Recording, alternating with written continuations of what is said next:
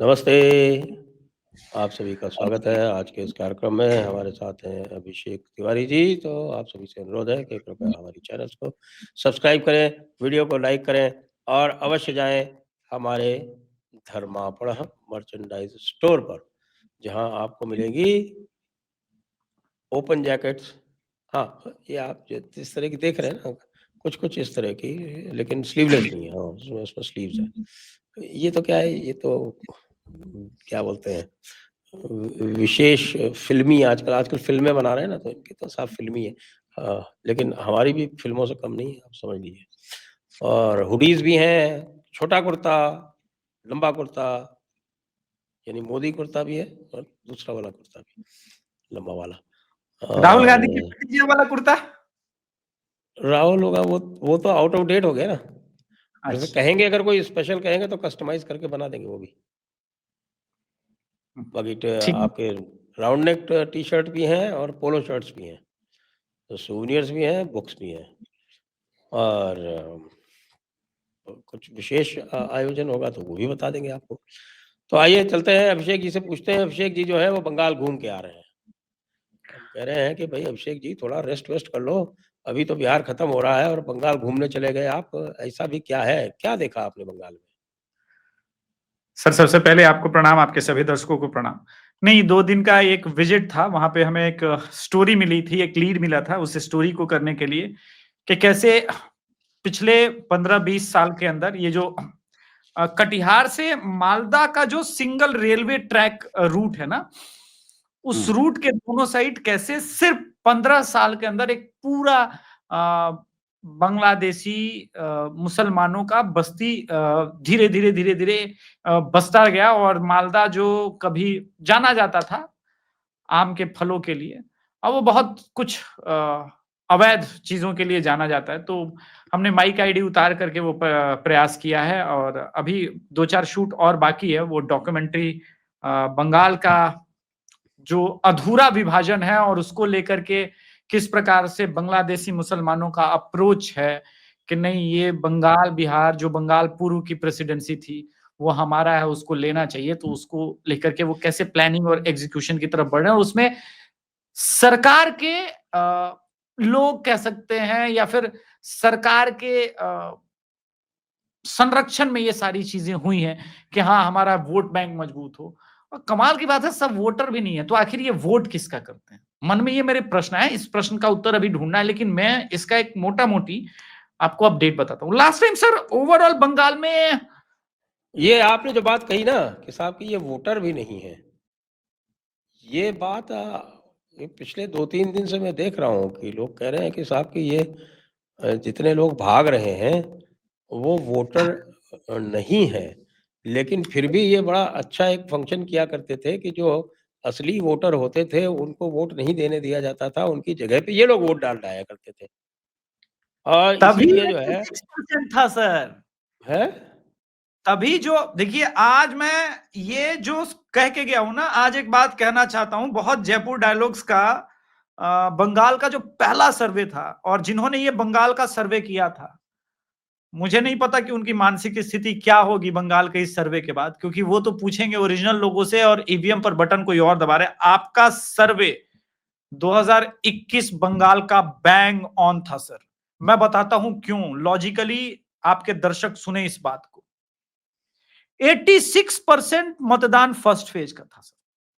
Last phase आते आते 89% का ऑलमोस्ट मतदान था। एवरेज हम 88% का मतदान 2021 में निकाल लेते हैं। ये तब है जब बिहार से अधिक पलायन बंगाल में है। तो अगर इतना हद तक पलायन है, ओरिजिनल वोटर है नहीं, तो वोटिंग परसेंट तो सर 65-70% होना चाहिए था। फिर इतना ह्यूज वोटिंग हुआ कैसे? इसके दो ही कारण हो सकते हैं। एक तो मृत लोगों के भी वोटर आईडी कार्ड का प्रयोग होकर के वोटिंग कराएगी, बोगस वोटिंग कराएगी। लेकिन दूसरा जो सबसे इंपॉर्टेंट पार्ट है, क्या ऐसा हो रहा है कि टीएमसी के कैडर के लोग ओरिजिनल लोगों को वोट नहीं करने दे रहे, और शाम के 4 बजे 5 बजे के बाद ये जो बसाए गए हैं प्लानिंग के साथ, इनको वोट कराया जा रहा है। क्योंकि अभी बहुत कुछ रिवील करूंगा मैं जनवरी में, ये पूरा हो जाने दीजिए, लेकिन हंगामा मचेगा सर, और मैं रेस्ट नहीं लूंगा सर, मैं रेस्ट नहीं लूंगा, क्योंकि अगर बिहार बचाने का दायित्व तो हम लोगों पे था, तो वो अगर सक्सेसफुल हुआ है, उसमें जितना भी गिलहरी जैसा छोटा मोटा योगदान हुआ हो, बंगाल में भी वो गिलहरी का योगदान बाकी है सर, करेंगे सर, चाहे जेब से 7, 8, 10 लाख जितना भी खर्च होना है हो जाए, उससे मुझे कोई फर्क नहीं पड़ता, लेकिन बंगाल की भी लड़ाई लड़ेंगे सर, और ईमानदारी के साथ, एक बार ईमानदारी के साथ लड़ के देखते हैं, क्या पता कोई परिवर्तन आ ही जाए, देश बचा ही ले हम। देवदत्त जी से मेरी बात हुई थी, वो जी वीडियो जो है वो वायरल हो गया बाद में, शुरू में हल्का चला था, लेकिन उसके बाद फिर वो बहुत तगड़ा वायरल हो गया। और मुझे ये सूचना मिली थी, मैं उनसे कंफर्म कर रहा था, मैंने कहा कि साहब कि ये बताया जा रहा है कि ये किंवदंती है, ये किंवदंती है कि बंगाल का जो वोटर है उसको हर 5 वर्ष में ये अवसर मिलता है कि वो अपने मृत माता पिता से मिल सके। हाँ, एकदम लेकिन फैक्ट है। कई बार उसमें भी उसको निराशा हाथ लगती है, क्योंकि जब वो पहुंचता है बूथ में तो पता चलता है कि साहब कि तुम्हारे पिताजी तो सवेरे 8 बजे आके चले गए। ये बात फैक्ट है सर, यही और यही डर है एसआईआर से देवदत्त सर। जी का कहना था कि पिछली बार 28 लाख का अंतर था, और अभी तक जो सूचना आ रही है उसके अनुसार करीब 33-34 लाख जो डेड हैं, वो तो ऑलरेडी चिन्हित होके और आप समझ लीजिए निकाले जा चुके। जी तो आप समझ लीजिए कि ये 33-34 लाख का तो 100% वोट पड़ता था, हाँ जो हाँ निकाले जा हाँ, चुके। बिल्कुल। तो ये तो बड़ा भारी लॉस होगा फिर तो।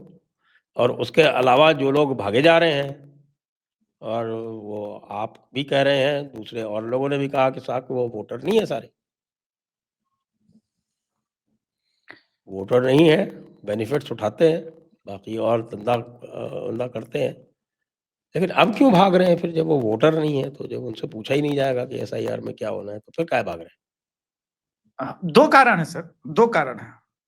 सिर्फ वोटर ऐसा नहीं, वोटर भी भाग रहे हैं, जो फर्जी वोटर थे, बहुत सारे वोटर, पूरा का पूरा कॉलोनी खाली हो रहा है। लेकिन पहले इस कारण को समझते हैं। एक बिल आया था मार्च अप्रैल में, जिसमें बहुत अधिक चर्चा नहीं हुई, और वो वक्फ बोर्ड से ज्यादा खतरनाक बिल था। वो था फॉरेनर और इमिग्रेशन बिल। बंगाल के अंदर बांग्लादेशी मियाओं के अंदर, हाँ, मियाँ तो टर्म एक्ट यूज, बन गया है, जो फॉरेनर्स एंड इमिग्रेशन एक्ट है वो। जी अब एक्ट है। तो मियाओं के अंदर ये बात फैल गई कि भाई ये एसआईआर कम, एनआरसी ज्यादा है, और ये एनआरसी से भी ज्यादा खतरनाक है कि हमको डिटेक्ट करने आ रहे हैं और उसके बाद सीधा डिपोर्ट कर देंगे। बीच से डिलीट वाला ऑप्शन है ही नहीं, क्योंकि डिलीट के लिए तो हमारे पास बहुत सारा डॉक्यूमेंट होना चाहिए। उसके अंदर क्या प्रॉब्लम है कि जिन लोगों ने बसाया था, क्योंकि वो पकड़े जाएंगे जैसे ही, तो उनसे उगलवाया जाएगा कि तुमको कौन नौकरी दिया, तुमको ट्रांसपोर्टेशन करके यहां पे कौन लेके आया, तुमको यहां रहने के लिए किसने दिया। ये काम में जितने संलिप्त लोग हैं, उनको सर सजा का प्रावधान है इस एक्ट में, 5 से 7 साल, इनफैक्ट कुछ जगह पे 10 साल का है, और हैवी फाइन है, 5 से 10 लाख के बीच का फाइन भी है। इसलिए तो उनके जो माई और बाप, और और और बर्डन ऑफ प्रूफ उनके ऊपर है। हाँ बर्डन ऑफ प्रूफ वो तो उन्हीं के ऊपर है। तो बर्डन ऑफ अब प्रूफ जिन रिवर्स कर लोगों, दिया गया है इसमें। हाँ, तो जिन लोगों ने बसा के रखा था, उन अनाथों को पाल के रखा था, बोला कि भाई तुम फिर से अनाथ हो गए, हम इस चक्कर में नहीं पड़ना चाहते, तुमको जहां जाना है जाओ। अब मैं आपको बता रहा हूं कि मालदा टाउन में 2 विधानसभा है वैसे तो मालदा में, लेकिन जो अर्बन वाला एरिया है, अगर आप वहां पे जाएंगे तो आपको लगभग ड्राइविंग स्ट्रेच एक पड़ेगा, लगभग सिंगल लेन टाइप का, कटिहार वाले रूट से जब आप ड्राइविंग करते हुए जाएंगे, 20 किलोमीटर जाने में आपको मन करेगा कि गाड़ी कहीं साइड लाइन में फेंक दे। पैदल चलने 20 किलोमीटर वो ठीक है, सड़कें तो खैर बहुत खराब, बहुत वाहियात, मतलब यूपी बिहार झारखंड के आगे तो ये सड़कें टिकती भी नहीं है। गरीबी ऐसी, भूखमरी जैसी स्थिति, न पीने का साफ पानी, और गंदगी की पराकाष्ठा है। इन सब के बाद भी वहां का रिजल्ट कभी कोई बदलता नहीं है। फिर इतनी खुशहाली का कारण क्या है, ये हम लोग समझ रहे। मेरा ड्राइवर बोल रहा था, सर ये लोग क्यों टीएमसी को वोट करता है। मैंने बोला रिलीजन वाला कॉलम में ममता बनर्जी जो कैपिटल एम लिखती है, वही ये भी कैपिटल एम ही लिख रहे हैं, और इसलिए उम्मा का कॉन्सेप्ट लागू होता है यहाँ पे। आज ही ममता बनर्जी को यूज कर रहे हैं सिर्फ इसलिए कि एक बार हम हो जाएं इतना। तो ये जो मालदा मुर्शिदाबाद ये जो पूरा एरिया हो जाएगा, इसको लेकर के अधीर रंजन चौधरी जी ने अभी महीने 1.5 महीने पहले बोला भी था कि एक दिन ये लोग ग्रेटर बांग्लादेश बोल के क्लेम करेंगे इस एरिया को। वो सिचुएशन बदल रही है इस पूरे एसआईआर के कारण। अचानक से जो डेमोग्राफी बदली थी वो फिर बदल रही है आश्चर्यजनक रूप से। हिंदू खुद टेंशन में, ये तो पूरा का पूरा मियां कॉलोनी खाली हो रहा है। लेकिन बड़े बुजुर्ग जो हैं वो बता रहे हैं, खुद मुसलमान में से, कि क्यों खाली हो रहा है। वो बता रहे हैं कि ये लोग मियां लोग हैं, बांग्लादेश से आया था, इनको क्या। हमने पूछा किस लिए? आम का बागान का रखवाली कराने के लिए बुला के रखा था, खेत का काम के लिए बुला के रखा था। यानी सबसे चीपेस्ट लेबर कॉस्ट बिहार में नहीं, बंगाल में हमको जाके मिला कि आम की रखवाली के लिए भी मियां है, और सब पार करके आ जा रहे हैं। अब पार करके भाग भी रहे, बड़ी मुसीबत है। बीएसएफ वहां पे अभी तगड़ी वहां पे कार्यवाही हो रही है। ममता बनर्जी इस बात को समझिए कि ये नहीं रहेंगे तो मृत वाला तो वोट रहेगा नहीं। अच्छा, जो 10% के आसपास, 20% के आसपास ओरिजिनल बांग्लादेशी मियां वोटर हैं जिन्होंने बना रखा है, उनकी वंशावली चेक हो रही है, तो वो भी गायब हो जाएंगे, और ये भी गायब हो जाएंगे जो फेक वोटर। आप सोचिए सर, आप खुद ये मान रहे हैं कि 30 लाख के आसपास का मृत वोटर का रिकॉर्ड है, उसके बावजूद 33 बताया गया है। 33 लाख तो डीएक्टिवेट कर दिए आपके यूआईएडीआई ने। तो आप ये मानिए सर, 33 लाख लोगों के होने के बाद भी 87% बंगाल में पोलिंग होता था, and no one question. Vote चोरी नहीं है तो वोट डकैती है सर। एक पत्रकार ने, एक आदमी ने बंगाल में जाके ये नहीं पूछा कि ये चमत्कार हो कैसे रहा है। ऐसा तो है नहीं कि तमिलनाडु से ज्यादा जागरूक हो गए बंगाल के लोग। इतना मैसी पलायन भी है। जो 66-70% के आसपास एवरेज में वोटिंग होने, चलिए 75 भी हो जाए, समझ में आ रहा है, लेकिन मरे हुए लोगों का वोट पड़ रहा है, तब जाकर के ये परसेंटेज है। नहीं होगा तो आप देखेंगे, और उसके बाद रिजल्ट क्या होगा ये बड़ा मुश्किल है ये कहना। मुझे अभी, मैं कोई प्रेडिक्ट नहीं करूंगा, क्योंकि बिहार में तो मैं कॉन्फिडेंस था, मेरा कॉन्फिडेंस था, क्योंकि हम घूम रहे थे बंगाल में भी घूमने के बाद। लेकिन मायावती बोल रहा हूं, ममता बनर्जी इसको ऐसे नहीं जाने दे सकती है, क्योंकि उसको तो, अगर ये कंप्लीट हो जाएगा एसआईआर ऐसे ही इस प्रोसेस में, तब तो ममता बनर्जी श्योर शॉट हार जाएगी, टीएमसी श्योर शॉट चुनाव हार जाएगा। भाई ममता दीदी और भी कुछ काम करवाने की कोशिश कर रही है, जिसकी वजह से बीएलओ सुसाइड कर रहे हैं, और वो ये है कि वो हिंदुओं के नाम कटवाने का प्रयास कर रही हैं। वो देख रही हैं कि ये मामला तो जो है वो चूंकि डेटा ड्रिवन है, इसमें वो ज़्यादा कुछ कर नहीं पाएंगी। तो दूसरी तरफ वो ये ट्राई कर रही हैं कि साहब कि हिंदुओं के नाम ना ऐड हो, और उस चक्कर में बीएलओ के ऊपर प्रेशर डल रहा है। अब 2 काम किए हैं इन्होंने, ईसीआई ने, उसको लेके ममता दीदी जो है वो बहुत परेशान है। एक तो ये कि उन्होंने जो डेटा एंट्री ऑपरेटर्स का जो रिक्रूटमेंट था वो डीईओ से हटा के सेंट्रलाइज कर दिया। तो वो एक बहुत बड़ा एक सेटबैक तो क्या, जो वो पूरा के एक चैनल था अपने आदमियों को सिस्टम में घुसेड़ने का, वो ब्लॉक हो गया। एक तो वो हुआ, और दूसरा जो इन्होंने कहा है कि भाई आप हाई राइज में आप प्राइवेट बिल्डिंग लेके और वहाँ पे पोलिंग बूथ लगाइए, वो भी बड़ा सेटबैक है, क्योंकि हाई राइज वाले तो सारे के सारे हमारे मियाँ भाई लोग डालते थे वोट। वो अपना ओरिजिनल वोट डाल लेंगे तो फिर कैसे काम चलेगा। अब ये वाला पहले पे आते हैं कि जो डेटा एंट्री वाला है सर, इसमें क्या है ना कि बीएलओ सिर्फ नाम नहीं काटता है एसआईआर में, चूंकि बिहार में ये हो चुका है, मैं इस प्रोसेस को समझ रहा हूं। बीएलओ अगर वंशावली, जैसे मेरे फादर हैं ऑलरेडी और ग्रैंडफादर भी रहे हैं, चाचा चाची, वो वंशावली है, वो वोटर आईडी कार्ड है। जैसे मैं आरा के वोटर का अपना बता रहा हूं, मैंने डॉक्यूमेंट नहीं दिया था, लेकिन मेरा वोटर आईडी कार्ड नहीं कटा, वो मेरा नाम मिसमैच हुआ था। फिर मैंने उसको करेक्ट करने के लिए यहाँ पे ट्रांसफर करा के नाम चेंज कराया, तब जाके मैं दानापुर में हुआ। उसके लिए जब वो प्रोसेस फॉलो किया मैंने, तो बीएलओ का कंपल्शन देखिए, उसने मेरे फादर का मैट्रिकुलेशन का सर्टिफिकेट मांगा, बोला अटैच करना पड़ेगा, या फिर जबकि मेरे पास फादर का मैट्रिकुलेशन का सर्टिफिकेट कहाँ से लाओगे? नहीं, मेरे पास पिताजी के पास था। अच्छा चलिए, नहीं अगर मान लीजिए मुझसे मांग लिया तो मैं कहाँ से लाऊंगा? हाँ, तो दूसरा ऑप्शन खानदान का वो रेशन कार्ड होता मेरे गांव वाला। मतलब मैं बाहर, मुझे देखिए, उसने मुझे कहा कि तुम प्रूफ करो इंडियन नेशनल हो। ये इजी नहीं है ना, सिर्फ आधार कार्ड के भरोसे नहीं है एसआईआर। यही तो ममता बनर्जी प्रॉब्लम है, यही टीएमसी समझ नहीं रही है। पासपोर्ट चलेगा? पासपोर्ट बिल्कुल चलेगा, पासपोर्ट चलेगा सर, पासपोर्ट चलेगा। पासपोर्ट चलो, तब इटसेल्फ ठीक है, बताता है पासपोर्ट। इंडियन सिटीजन है। तो अब उसमें बहुत 11 डॉक्यूमेंट थे, उनको डॉक्यूमेंट्स में से बहुत सारा, तो मेरे पास वो डॉक्यूमेंट पिताजी वाला अवेलेबल था। चूंकि पटना में हमने नया घर बना रखा है, तो ये परमानेंट एड्रेस पे मैं यहां शिफ्ट होना चाह रहा था एज अ वोटर। तो पूरा इतना इजी प्रोसेस नहीं है, ये कोई बांग्लादेशी नहीं फॉलो कर पाएगा। उसको बताना पड़ेगा ना कि हमारे अब्बू, हमारे वालिद, ये लोग अब्बू वालिद बोलते हैं ना, तो हमारे वालिद का जन्म यहीं हुआ था। तो जैसे बोलेंगे कि वालिद का भी जन्म यहीं हुआ था, तो बोलेंगे ग्रैंड पेरेंट्स का है, उनका वोटर आईडी कहाँ था? तो जनाब वो मालदा था, तो उनका वोटर आईडी कार्ड दे दो मालदा वाला, और अपने पिताजी का दे दो, फिर हो जाएगा काम। अब ये होगा कैसे संभव? रातों रात फेक 1987-85 का तो वोटर आईडी कार्ड आप बना नहीं पाएंगे। और डेटा दिक्कत एंट्री वहीं आ में, रही है, हाँ, दिक्कत वही आ रही है। और है। डेटा एंट्री में ये सारा चीज ऑलरेडी फीड है। जो फॉर्म आ रहे हैं, बिहार में जो फॉर्म आया था, वो तो प्री फिल फॉर्म आया था, वहां तो खाली मुझे डॉक्यूमेंट और अटैच करने थे।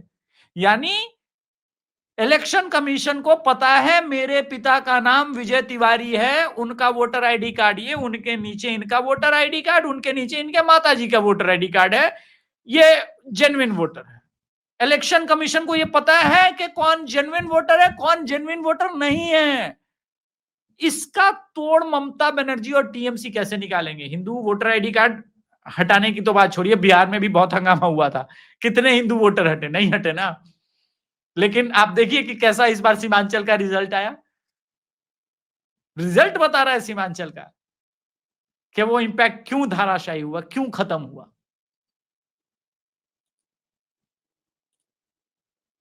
एक और समस्या आ रही है ना इनके सामने, और वो ये है कि आपके जो डेड के साथ जो माइग्रेटेड है,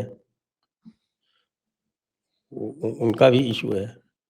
और माइग्रेटेड के साथ डुप्लीकेट जो है, वो तो सॉफ्टवेयर से ही पता चल जाता है। हाँ, उसकी भी संख्या यहाँ बिहार से ज्यादा होने वाली है। बिल्कुल, बिल्कुल। ये देखिए, ये मुसलमानों का आप संभवतः पहले एडमिनिस्ट्रेशन लाइन में व्यक्ति हैं, जो मेरा और आपका एकदम मैच ये करता है लाइन, जो आप कहते हैं कि भाई ये 19%, 27%, 25-30% जो अपने आप को बताते हैं, ये सिर्फ इसलिए कि पॉलिटिकली लोगों को विवश कर सके कि हमारा वोट चाहिए, हम 30% हो गए हैं तो हमारी बातें सुनो। वास्तविकता में अगर सही करेक्शन किया जाए वोटर आईडी कार्ड, तो मैंने बोला था बिहार में भी 15 से पार नहीं कर पाएंगे, यूपी में भी 15 से, और बंगाल में भी 20-22% से ऊपर, तमाम उठापटक के बावजूद ये ऊपर नहीं जा पाएंगे। लेकिन निकलेगा अगर वोट हो जाए बिना ये सब प्रोसेस के, तो 30-32%। ये जो 10% का गैप है ना सर, इसी में सारा सत्ता का खेल है सर। यही सत्ता की चाबी है। अपनी जनसंख्या को ये बढ़ा के बताते हैं। ये 15 वर्ष की आयु वालों का अब भी ये तो वोटर मैं कब से कह रहा हूँ, लोग मानते ही नहीं है। वो अपनी वैसे ही बढ़ा के बताते हैं, आप और बढ़ा देते हो, उनका ये काम ज्यादा, आप आसान कर देते हो। उनके थ्योरी को हमने बाई कर लिया, वो भी पैसे दे करके, अलग अलग मीडिया प्लेटफॉर्म के जरिए, जबकि वास्तविकता ये नहीं है। ये पॉलिटिकली बहुत एक वेल प्लान, वेल ऑर्गेनाइज्ड ढंग से ये गेम खेल रहे हैं, और इसमें नेता लोग फंसे हुए हैं। और इसी कारण मुझे लगता है कि संभवतः मोदी जी भी ये बात समझ गए, इसीलिए मुसलमान के वोट की उनको चिंता ज्यादा होती नहीं है। बोला तुम मत दो, मुझे कोई फर्क नहीं पड़ता। लेकिन बंगाल में थोड़ी चिंता करनी पड़ेगी। कल मैं राजीव रंजन का देख रहा था कि 2011 में दिखा था कि मुस्लिम पॉपुलेशन वाले 2-3 एरिया ही थे जो मेजोरिटी के थे। इस बार अगर हो जाए आज तो बहुत सारे निकल पाएंगे। वो क्यों निकलेंगे मैं बताता हूं। वो इसलिए निकलेंगे क्योंकि बाहर से आए हुए इमिग्रेंट्स, मुस्लिम बांग्लादेशी, इनकी संख्या बहुत ज्यादा बंगाल के अंदर बढ़ी है। जो इस्लामाइजेशन हो रहा है बंगाल का, ये सबसे बड़ा कारण है। अगर बांग्लादेशी मुसलमानों को बाहर फेंक दिया जाए बंगाल से, तब मैं देखता हूं कि ओरिजिनल कितने प्रतिशत बंगाली मुसलमान बचते हैं। और एक यही बात ये सारा बताइए, सारे आपके आ रहे हैं वीडियो जिसमें आप देख रहे हैं कि हजारों हजारों की संख्या में बांग्लादेशी जो है वो बांग्लादेश की तरफ कूच कर रहे हैं, ये सही है? 100% सही है, ये हो रहा है। और ये कैसे पता चलता है? वहां के लोकल न्यूज़पेपर्स को उठा दीजिए। अब ये न्यूज दैनिक जागरण की मैं शेयर कर देता हूं आपके साथ, आपकी बैकएंड टीम इसको जरूर दिखाए। ये हम लोग जाने भी वाले हैं बंगालपाड़ा में इसको कवर करने के लिए। सही में फुटपाथ पे आधार कार्ड फेंके हुए मिल रहे हैं, लोग भाग रहे हैं। 15 साल पहले तृणमूल कांग्रेस के सत्ता में आने के बाद शुरू हुआ था बसना। बंगाल के बंगालपाड़ा के अधिकांश घरों में लटके ताले, 80% बांग्लादेशी घुसपैठी है। ये सब अरे एसआईआर के डर से।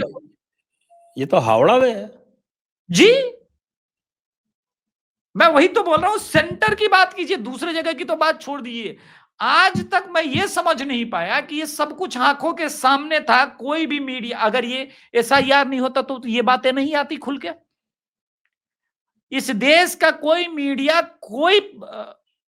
हाउस छोड़ दीजिए, कोई नेता बोल क्यों नहीं पा रहा था?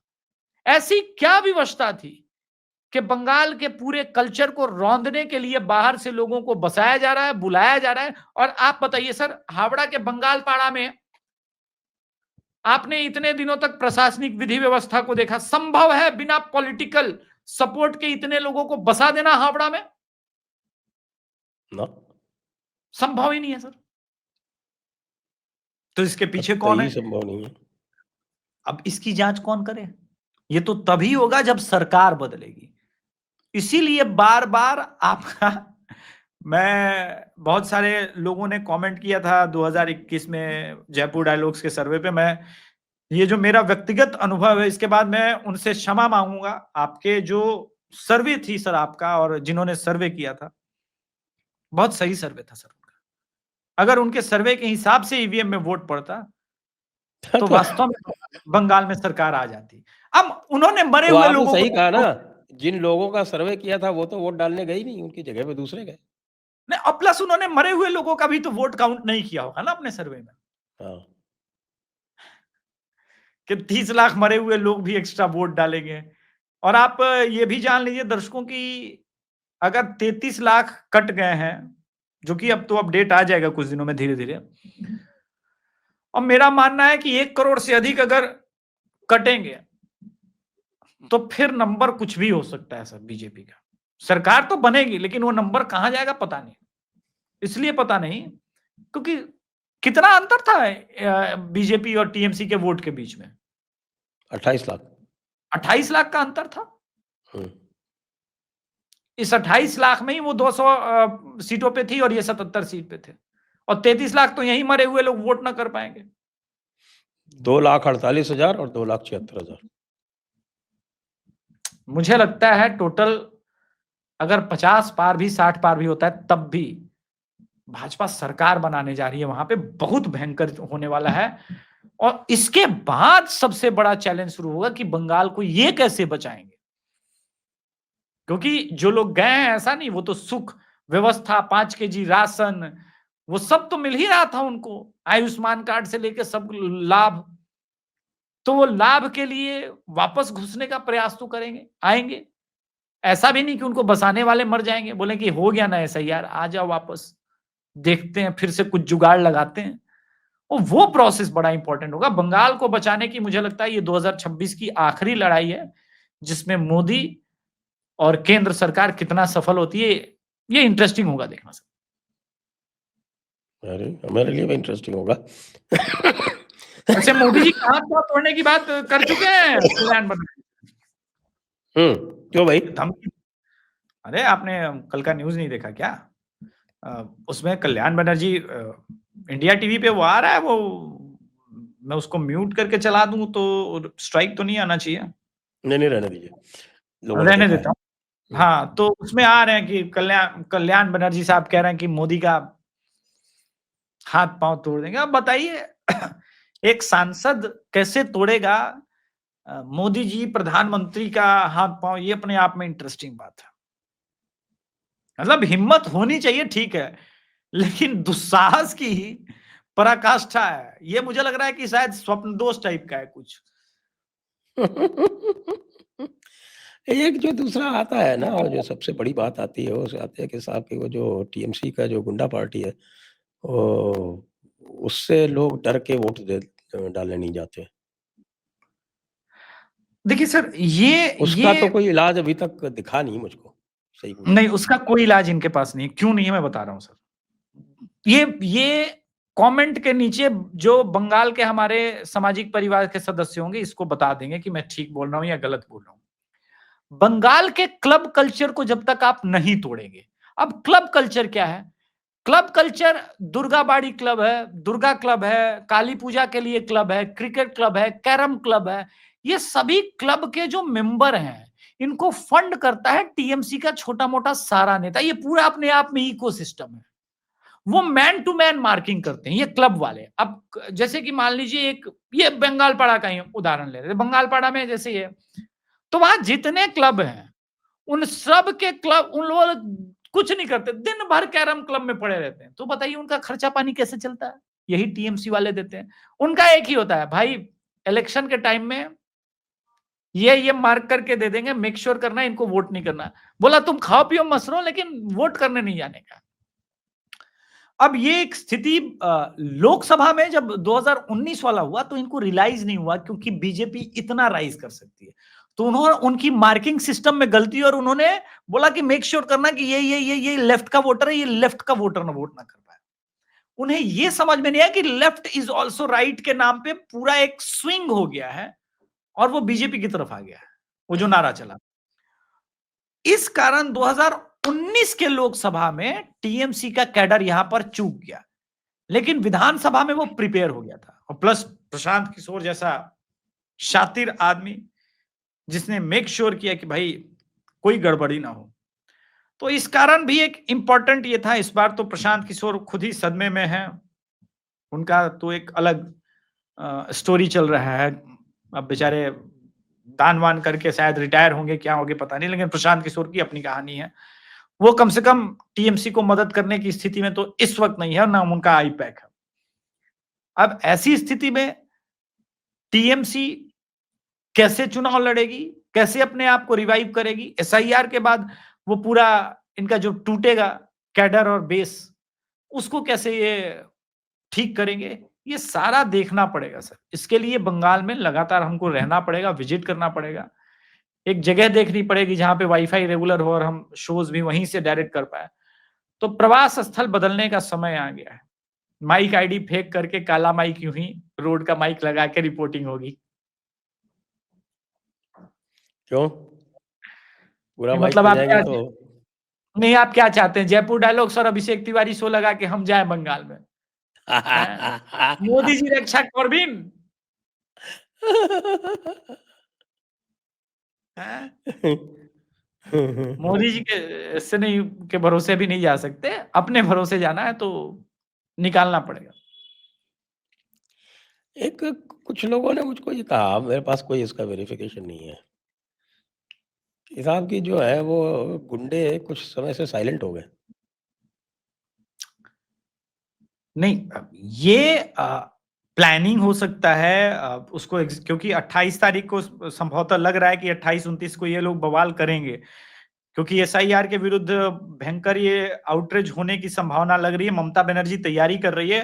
वो बोल रही है बंगाल का लोग जलाएगा, डराएगा। इनफैक्ट कल एक ऑफिस में तोड़फोड़ भी हुई थी, इलेक्शन कमीशन के ऑफिस में। हुँ। तो ये अपने आप में कितना बड़ा ये है कि इलेक्शन कमीशन के ऑफिस में जाकर के तोड़फोड़ हो जाए। तो अब ये वाला फिर उसके बाद होता है कि भाई अगर ईसीआई के दफ्तर में घुस करके कोई गुंडागर्दी करने का प्रयास कर सकता है, अफसरों को डराने का प्रयास कर सकता है, तो ईसीआई क्या करेगा? आगे तो फिर ईसीआई कहेगा कि साहब इलेक्शन नहीं कराए जा सकते। दो ही चीजें हो सकता है कि राष्ट्रपति को ये लिख के देगा कि या भैया देखिए एसआईआर जो इलेक्टोरल रोल जो है ये रिवाइज नहीं करने दे रहे, बाधा नहीं डाल करने रहे दे। हैं इलेक्शन कमीशन के कार्यकाल में, जो अच्छा संवैधानिक बाध्यता है स्टेट गवर्नमेंट की अंडर आर्टिकल 324, उसको स्टेट पूरा करने में असमर्थ है। सर एक बात ये रिपोर्ट टीएमसी दे दें यहाँ एक पर, बार। हाँ मैं वही कह रहा हूँ, टीएमसी यहाँ पे इस पूरे इसमें अगर अब 1 दिन हो गया है, 2 दिन, उसके बाद ईसीआई ने सुसाइड वाले मामले में भी बोला कि सबके मैं पोस्टमार्टम रिपोर्ट चाहता हूं, और जिन जिन लोगों ने फैलाया उसके बाद हम कार्रवाई करेंगे, तो ये तो एक न्यूज अपने आप में है ही। डेटा एंट्री वाला दूसरा है। अब अगर एक ही ऑप्शन है, ममता बनर्जी टीएमसी के समर्थक इस नाम पर सड़क पर आकर के जब उत्पात करेंगे, अराजकता फैलाएंगे, तो इसमें एक चीज वो भूल रही है, ये नवंबर है, दिसंबर और जनवरी, फरवरी में तो लग ही जाएगा मॉडल कोड ऑफ कंडक्ट, राष्ट्रपति शासन ऑटोमेटिकली हो जाएगा ऐसी स्थिति में।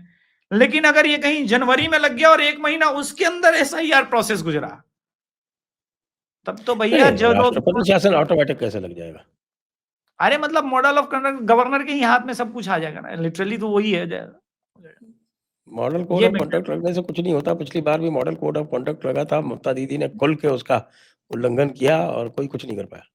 नहीं कर पाएंगे, नहीं कर पाएंगे। उसके कारण है ना, जब तक हिंदुओं के मन में सेंस ऑफ सिक्योरिटी नहीं रहेगा, बंगाली हिंदुओं के मैं बात कर रहा हूं, टीएमसी के कैडर से लड़ने के लिए sense of security Mamata Banerjee जब लेफ्ट से लड़ रही थी तो कैसे अचीव किया इन्होंने? जब ये हुआ था सिंगूर कांड, सिंगूर के बाद जिस प्रकार से ममता बनर्जी लेफ्ट पर आक्रामक हुई और टीएमसी का अपना कैडर लेफ्ट से भिड़ने लगा था सड़कों पर, उनके पास सेंटर का सपोर्ट नहीं था लेकिन वो भिड़ने लगा था। तो जब तक या तो बंगाल बीजेपी आमने सामने की लड़ाई स्वयं न लड़ने लगे, बोला जो होगा सो होगा, ये फाइनल है, देखेंगे, या तो ये एक सेंस ऑफ सिक्योरिटी दे सकता है कि हमारे लिए कोई लड़ेगा, या दूसरा राष्ट्रपति शासन, तीसरा कोई ऑप्शन है नहीं।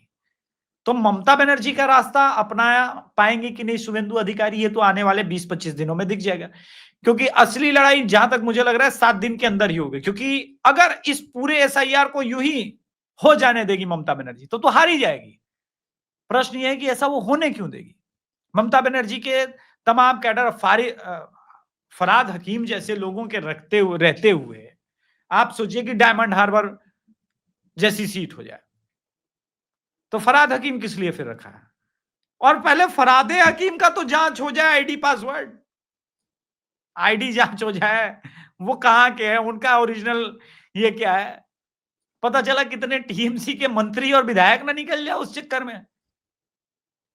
तो ये वैसे भी वो 28-29 का वो डेट दे रही है, तो देखते हैं 2-3 दिनों में क्या टीएमसी एक्शन लेती है, उसके बाद चुनाव आयोग क्या एक्शन लेता है, ये तो अब भविष्य के गर्त में है और ये ज्यादा टाइम लगेगा नहीं, 2-4-5 दिन लगने हैं इस पूरे प्रोसेस में। मुझे लगता है अमित शाह को फ्री हैंड मिलना चाहिए यहाँ पर भी।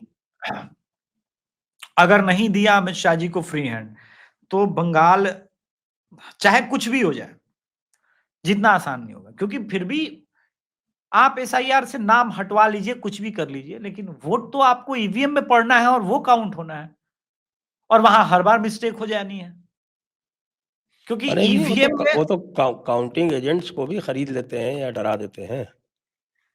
देखिए सर, जो पहले आता था कि इलेक्शन, साहब की काउंटिंग में गड़बड़ हो सकती है, तो मैं नहीं उसको नहीं, कहता था कि काउंटिंग में गड़बड़ नहीं हो सकती, लेकिन अगर सारे काउंटिंग एजेंट आपके ही हैं तो काउंटिंग में भी गड़बड़ हो सकती सबसे भयंकर चीज तो ये है, पोलिंग एजेंट वहां पर जो है वो तो सारे राज्यकर्मी हैं। है। अच्छा, पोलिंग ऑफिसर्स। नहीं नहीं, पोलिंग एजेंट, पोलिंग अफसर तो बाद में आएगा, वो तो चुनाव आयोग में आ जाएगा, वो पार्टी के ही लोग, वो तो वैसे ही बेकार हैं। अब पोलिंग ऑफिसर की बात आते हैं, फर्स्ट ऑफिसर, सेकंड ऑफिसर, ये तो जो है वो बंगाल के सरकारी अफसर हैं, सरकारी राज्यकर्मी हैं। वो बेचारे कहां से टीएमसी से पंगा लेंगे? वो यूं टिक मारेंगे बिना चेहरा देखे हुए और असलम वोट देकर के चला जाएगा अभिषेक का। फिर क्या होगा? तो जब तक ये सेंस ऑफ सिक्योरिटी नहीं रहेगा, सारी चीजें नहीं रहेंगी, तब तक चुनाव जीतना आसान नहीं है संजय सर। चलिए देखते हैं क्या होता है। अब थोड़ा-सा अब आपके बिहार की चर्चा कर लेते हैं साहब कि बिहार में जो परिणाम आए, उसके बाद जो कुछ हो रहा है, वो तो उससे भी ज़्यादा इंटरेस्टिंग है। हाँ, आप क्या आरजेडी आरजेडी के 25 जो विधायक हैं, वो इंटैक्ट हैं क्या? अब जो खबरें मिल रही हैं वो तो निराशाजनक है। इंटैक्ट कितने समय तक रह पाएंगे बहुत मुश्किल है, क्योंकि बड़ी बेताबी सी दिख रही है जेडीयू के अंदर सिंगल लार्जेस्ट पार्टी बनने की। और ये है, ऐसा नहीं कि पहली बार हो रहा है। इससे पिछली चुनाव में भी आपने देखा कि बीएसपी, लोजपा के जो सिंगल एक दो लोग जीते हुए थे वो सब जेडीयू में चले गए। अब यहां है ही 25। अच्छा, इसमें सबसे बड़ी समस्या है कि चूंकि इलेक्शन में इतना खर्चा हो चुका है, जो आरजेडी के विधायक हैं उनको मेक श्योर करना है कि भाई कम से कम टिकट बेचने का और खरीदने का हुँ। और चुनाव का खर्चा ये तो निकले। ये तब निकलेगा जब नीतीश जी चाहेंगे कि भैया फंड प्रॉपर ढंग से पहुंच पाए, और ना पहुंचा तो तब कैसे करेंगे? अच्छा, पार्टी के चलने का अलग कोई और सोर्स था नहीं, वो एक अलग स्थिति है। होम मिनिस्ट्री आ गई है सम्राट के पास, इनकाउंटर शुरू हो रहा है, बुलडोजर दिखने लगे हैं सड़क पर, इंक्रोचमेंट हटाई जा रही है। मुझे लग रहा है कि शायद सम्राट चौधरी जी 2-3 दिन के लिए योगी जी से मिल लें और एकदम क्विक कोर्स कर लेते तो थोड़ा और बेटर काम होने लगता। क्रैश हाँ, तो यही समाचार रहे हैं कि साहब कि योगी जी की नकल हो रही है। नहीं, वो तो होनी ही थी। भाजपा मेक श्योर कर रही है इस चीज को कि ये होगा। यार, राबड़ी देवी जिस आवास में 25 साल से ये लोग रह रहे हैं, वो आवास तक छीन लिया गया, तो बताया जा रहा है कि भाई राबड़ी ने तो कह राजनीति दिया को। कि हम खाली नहीं करेंगे, कर लो कुछ। आपकी क्या औकात हाँ, है तो कि आप ठीक है, वापस फिर आओ? फिर फिर आपके कहने से थोड़ी ना होगा, सरकारी आदेश है। देखिए कैसे क्या तमाशा होता है। आरजेडी सर इस वक्त इस पोजीशन में नहीं है। अपने पोजीशन को कभी-कभी चेक कर लेना चाहिए कि आप कहां पर किस परिस्थिति में हैं। ठीक है? आपने देखा होगा कि आजकल वो जो लफंगे टाइप के प्रवक्ता लोग होते थे, वो आजकल नदारद नजर आ रहे हैं, और देखिए उनकी ऐसी जगह ऐसी समाज। बातें मत किया कीजिए, मेरा दिल टूट जाएगा। नहीं, नहीं, उसकी जगह पे भाटी जैसे लोगों ने मतलब ले रखा है, समाजवादी पार्टी के लोगों ने। हम चाहेंगे कि 2 साल इस प्रकार से अ, बोलें। आदरणीय प्रियंका भारती और आदरणीय कंचना कंचन। यादव कंचन यादव इन्होंने तो पिछड़े वर्गों का मान बढ़ाया है। आप इनको बहुत कैसे मान ऐसे बढ़ाया। कर सकते नहीं, पिछड़े वर्गों का तो बढ़ाया नहीं है, लेकिन जो आंकड़े बता रहे हैं कि 54% जेनजी जो बिहार का था उसने तो एनडीए को वोट कर दिया। हाँ, तो जेनजीओ आंदोलन ठीक से नहीं चल पा रहा है। दिल्ली हैं? पुलिस अब अलग तो नींबू निचोड़ रही है। अब क्या है कि आप तो मनुवादी हैं ना, तो मनुवादी के विरोध में बोलने वालों क्या का आप दिल्ली कैसे पुलिस भी जवाब? मनुवादी थी जो नींबू निचोड़ गई? उस लड़के कौन? का जो हिडमा की आजादी के लिए चिल्ला रहा था, उसके नींबू निचोड़ेगा?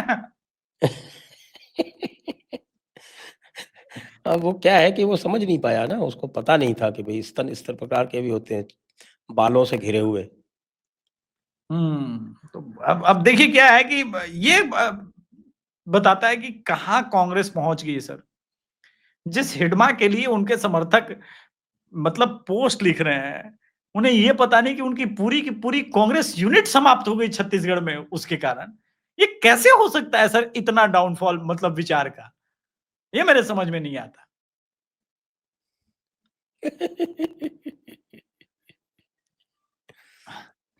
मतलब उनके नेता, उनका तो पूरा लिटरली सारे बड़े नेता सब खत्म हो गए थे उस ब्लास्ट में। कोई बचा नहीं। वो लोग भी कह रहे हैं कि नहीं नहीं, हिडमा गलत हो गया, हिडमा के साथ हर घर से हिडमा निकलेगा।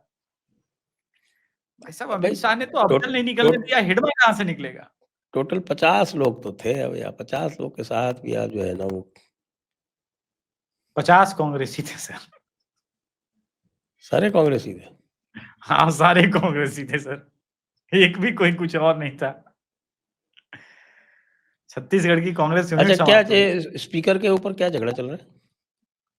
अब बिहार में नीतीश कुमार चाहते हैं कि स्पीकर पद उनके पास हो, आपको होम मिनिस्ट्री दी है। अरे देखिए तो फाइनेंस ली भी तो है, देखिए होम सर, मिनिस्ट्री दी है तो आप फाइनेंस ली है। एक एक बात जान लीजिए सर, हार्ड बार्गेनर कौन है? नीतीश जी की नीतीश बार्गेनिंग कुमार। किसके आगे चलती है? देखो, नीतीश कुमार की बार्गेनिंग तभी तक चलती है जब तक अमित शाह सामने ना हो।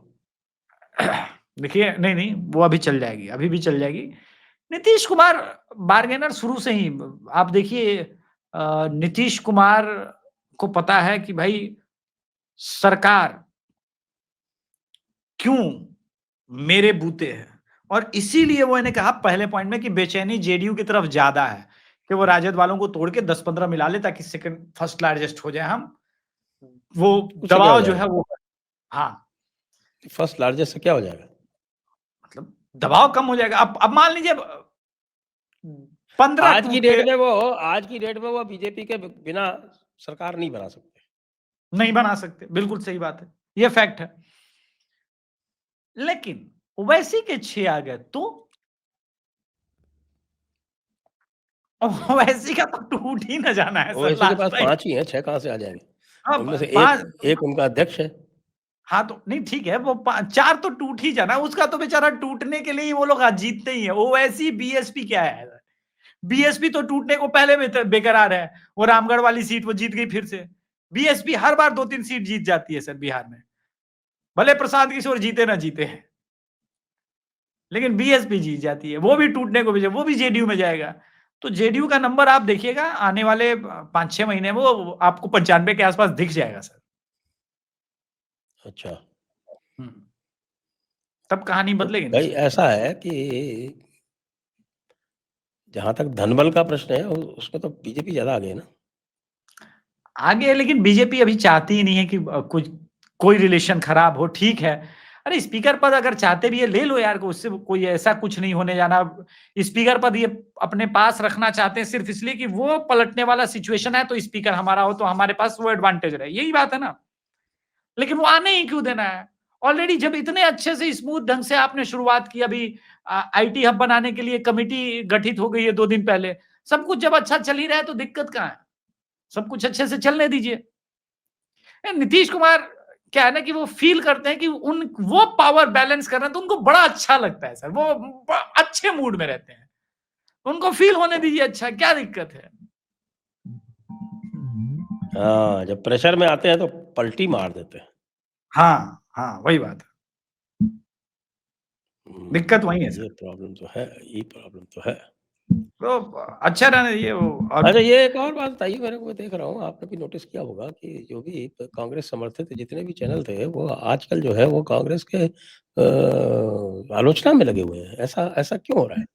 यूट्यूबर वाला किसी का पेमेंटवा नहीं मिला ना सर, कमवा करा लिए, आप चाहे पेमेंटवा नहीं दिया। सत्य हिंदी को देख लीजिए, चाहे आप पुण्य प्रसून को देख लीजिए, संजय शर्मा को छोड़ दीजिए, वो तो ब्रीड ही अलग है। वो अलग है, वो अलग कहानी है, वो रविश सत्ता कुमार को बदलता छोड़ है रोज। दीजिए, रविश कुमार को छोड़ दीजिए। बाकी ये पुण्य प्रसून, अजीत अंजुम, आपके सत्य राजीव हिंदी, रंजन, राजीव रंजन, ये सारे लोग आलोचना कर रहे हैं। अरे जब जब उल्टा चश्मा की प्रज्ञा यादव मिश्रा पलट गई तो उसने तो लिटरली सुना दिया था एक वीडियो में कि बताइए तुम इसलिए आ रहे हो और दूसरे को ये कहते हो ये वोट चोरी, वोट चोरी। देखिए कमवा करा लिया, पेमेंटवा नहीं दिया सर, तो दिक्कत तो होता है सर। और राजद का भी कहना ठीक है कि सत्ता में आते तो कंप्लीट पेमेंट करते, जी सत्ता में ही नहीं है तो भाई हम कैसा पेमेंट करें? हमारे पास कुछ है ही नहीं देने को, हम कहां से करें? 5 साल हमारे लिए और मेहनत कीजिए आप लोग फ्री में, फिर बाद में सोचेंगे। अच्छा, और इतना सारा जो इकट्ठा किया पैसवा टिकट बेच के, वो अरे तो जो मेरा है वो तो मेरा है ही, संजय जो यादव से कहो, तुम्हारा मेरा है उससे बार्गेन होती है ना। संजय यादव देखिए से राजद, कहो, आपके कौन है वो, रमीज, रमीज से कहो। रमीज रमीज मियां रमीज और को नहीं है संजय। तमीज। देखिए संजय यादव के बारे में तेजस्वी जी ने बोल दिया, वो नहीं हट रहे हैं। रोनी दीदी आपको जो समझना है समझ लीजिए, अब रोनी दीदी समझ रही हैं, हमें भी अच्छा लग रहा है कि चलो ये नौबत तो देख, ये आंखों के सामने देख रहे हैं लालू प्रसाद यादव कि भाई भाई अलग है, भाई बहन अलग है। वो दिन जल्दी आएगा जब छोटे भाई और सबसे बड़ी बहन के बीच में भी कुछ कलेश होगा, वो होगा, क्योंकि मामला पैसा का है सर। एक चुनाव में हाँ, थोड़ी ना पैसा कहानी तो खत्म। कि साहब इतना पैसा इकट्ठा कर लिया, तो सबका हिस्सा होना चाहिए ना, खाली अकेले खा जाओगे? हिस्सा बराबर बँटना चाहिए। तो अब ऐसे भी अरे राजद बराबर भी नहीं बँटना चाहिए, तो कुछ तो मिलना चाहिए ना? नहीं, कुछ तो मिलना ही चाहिए। उसके ऊपर ये सारी चीज़ें अभी एक पत्रकार ने कोई न्यूज़ तक वाला है, उसने बोल दिया कि रोनी ने 5 सीटों पे सीट अपने लिए माँगी थी और पैसे माँगे थे कुछ। उसको हुँ। लेकर के बवाल चल रहा है। यही बात अलग-अलग लोगों के लिए तैरा रहे हैं ये लोग।